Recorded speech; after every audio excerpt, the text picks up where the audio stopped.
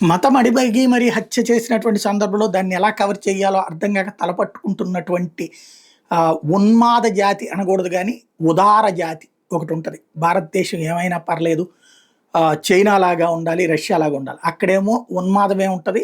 అంటే అక్కడున్న ప్రభుత్వాలే వాళ్ళ ఇష్టారాజ్యంగా నడుస్తుంటాయి. అదే సందర్భంలో అక్కడున్నటువంటి కార్మికుల్ని పీడించుకుని వాడుకుంటారు. అదే భారతదేశంలో కార్మికులకి చట్టాలు కావాలనేటటువంటి వాదనలు, కార్మికుల రక్షణ కోసం పోరాడుతున్నాం అనేటటువంటోళ్ళు లిబరాలిటీ పేరుతో ఇష్టం వచ్చినటువంటి వ్యవహారాలు నడుపుతుంటారు. వీళ్ళు తాజాగా తీసుకొచ్చినటువంటి సింధు నదీ జలాల అంశాన్ని తెర మీదకి తీసుకొచ్చారు. పాకిస్తానుడి కంటే వీళ్ళకి గొంతెండిపోతుంది తాజాగా.